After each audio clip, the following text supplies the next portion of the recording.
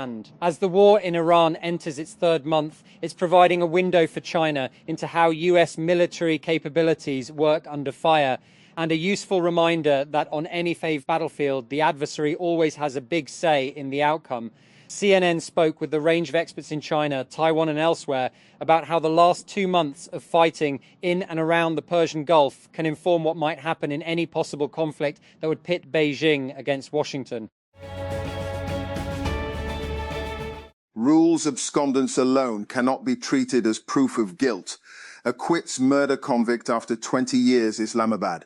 The Supreme Court acquitted a murder convict who had been sentenced to life imprisonment, while citing the well-recognized principle that it is better to err in acquittal than in conviction. And questions seriousness of American diplomacy amid naval flare-ups. CIA report claims Tehran can withstand blockade for months. Bahrain arrests over 40 pro-IRGC individuals.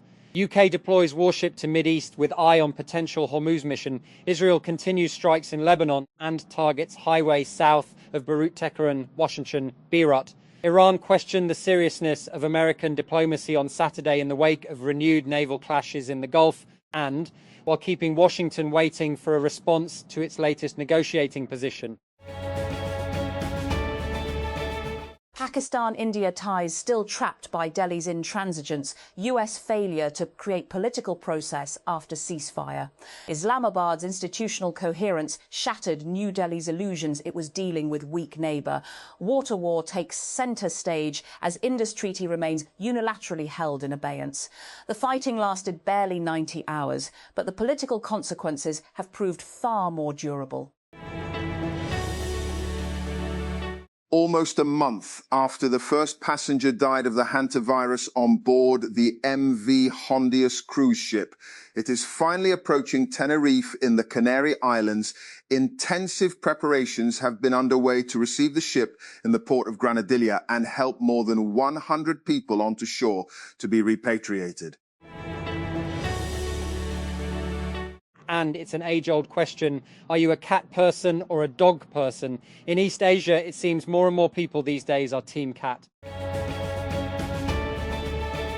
And India's internet users already rely heavily on voice notes, voice search and multilingual messaging.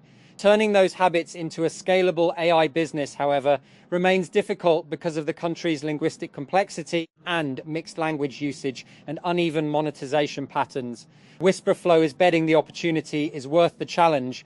The Bay Area headquartered startup, which builds AI-powered voice input software and says India is now its fastest growing market, even though voice-based AI products remain early and fragmented in the South Asian nation. That growth has pushed Whisperflow to expand more aggressively for Indian users and, beginning with Hinglish, a hybrid mix of Hindi and English commonly spoken by locals. The startup is also planning broader multilingual voice support, a local hiring push, and eventually lower pricing as it looks to expand beyond white-collar users and into Indian households. Russian President Vladimir Putin has said he thinks Russia's conflict with Ukraine is coming to an end, addressing reporters after a scaled-back military parade in Moscow, marking the Soviet victory in World War II. I think that the matter is coming to an end, he said, referring to the special military operation in Ukraine, while condemning Western support for the Kyiv government. A Palestinian man has been killed and several others injured after an Israeli drone strike targeted a motorcycle west of the Jabalia refugee camp in northern Gaza, amid Israel's continued violations of a ceasefire agreed to in October. A medical source confirmed the death on Saturday of Ayad al-Motawak to the Anadolu news agency, as well as the injuries of an unspecified number of people. Brazilian Supreme Court Justice Alexandra de Moraes has barred the implementation of a law that could dramatically reduce the prison sentence of former President Jair Bolsonaro for involvement in a coup plot after his loss in the 2022 election. De Moraes ordered the law's suspension on Saturday until the Supreme Court can convene a full hearing to consider appeals challenging its constitutionality.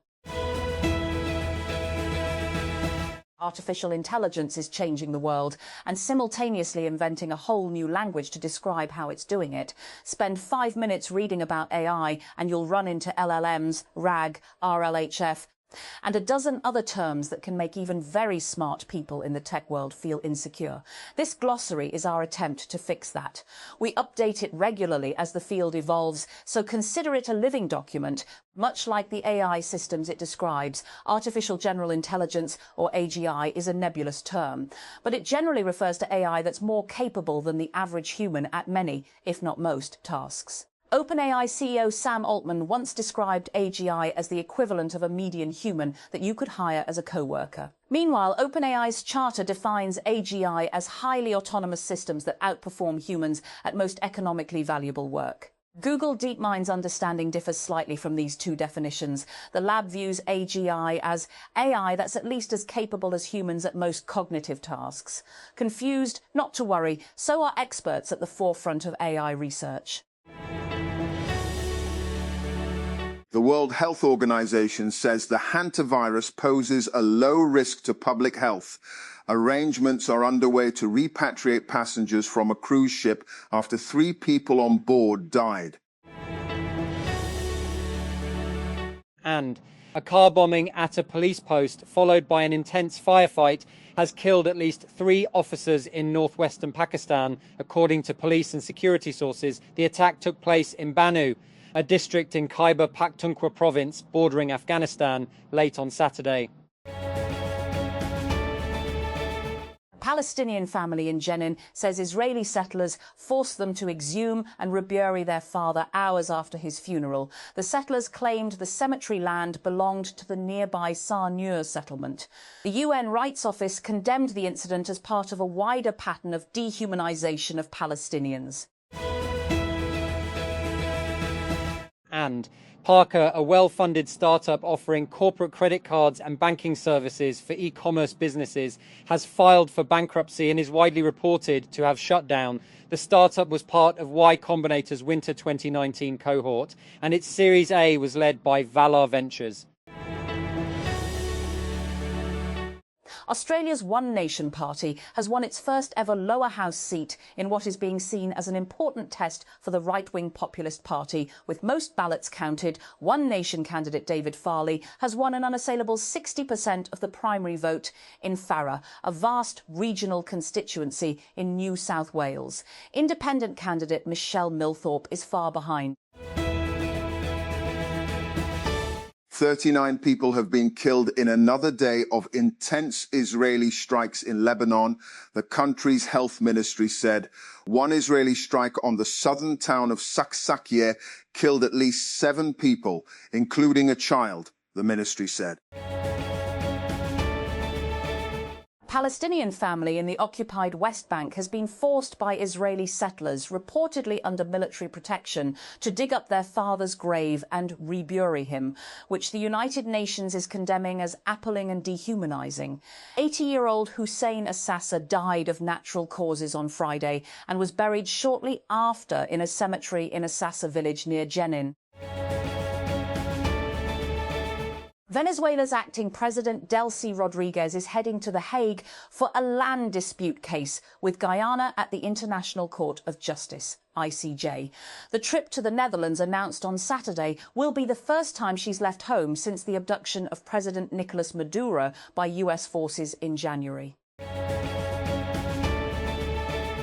Iran has indicated it will take part in this summer's Football World Cup, but has demanded a series of guarantees from FIFA and the tournament's hosts amid growing tensions surrounding the team's participation.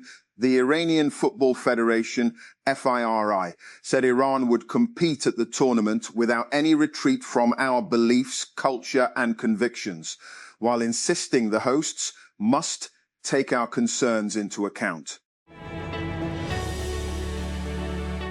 Manchester City kept their slender Premier League title hopes alive as Jeremy Doku inspired a 3-0 win against Brentford. Pep Guardiola's side struggled to prize open Brentford for almost an hour at the Etihad Stadium on Saturday.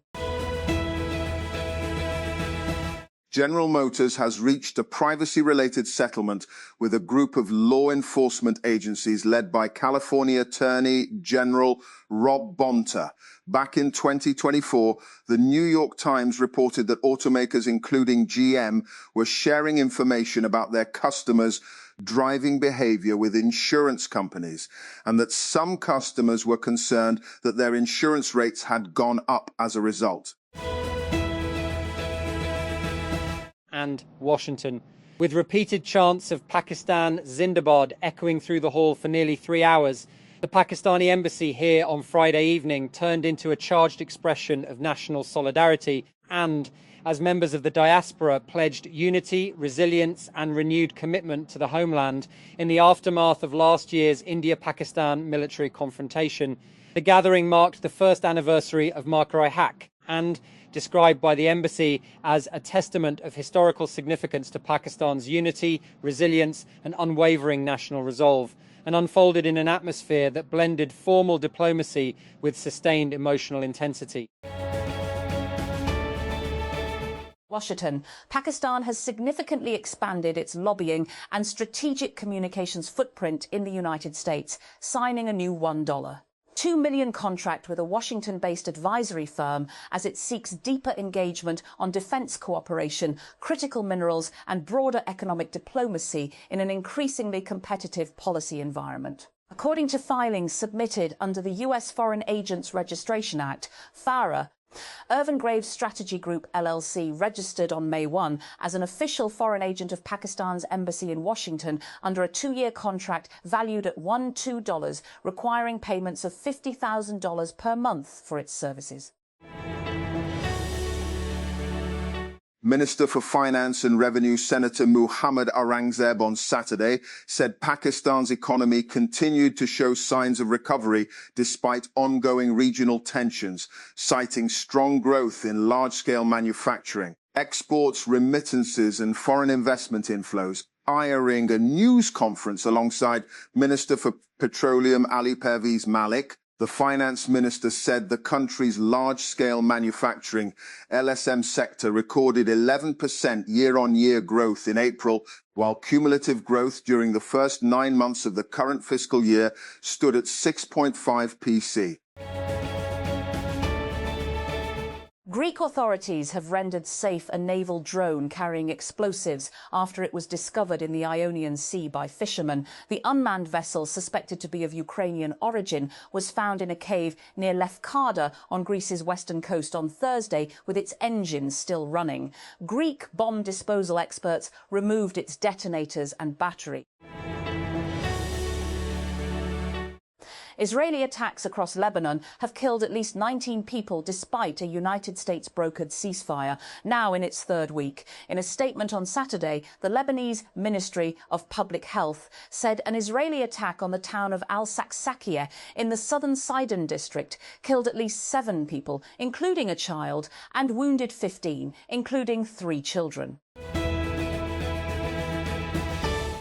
Al Jazeera's Tarek Abazuaz reports from Al-Shati refugee camp, where families search through the rubble after overnight Israeli airstrikes despite a ceasefire. Residents described the attacks as a breach of the truce, saying they lost shelter, belongings and the only places they had left to stay. The parent company of Donald Trump's social media platform, Truth Social, has reported a loss of more than $400 meters in the first quarter of 2026, driven largely by the slumping value of cryptocurrency assets.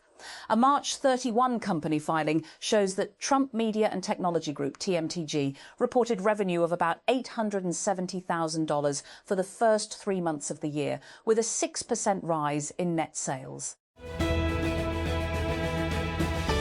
The leaders of Lebanon and Syria have concluded talks in Damascus focused on joint interests, as both countries pursue a rapprochement following the overthrow of longtime Syrian President Bashar al-Assad almost 18 months ago. On Saturday, Lebanese Prime Minister Nawaf Salam said significant progress had been made in the discussions with Syrian President Ahmed al-Sharaa, which covered security, transport, infrastructure and economic matters.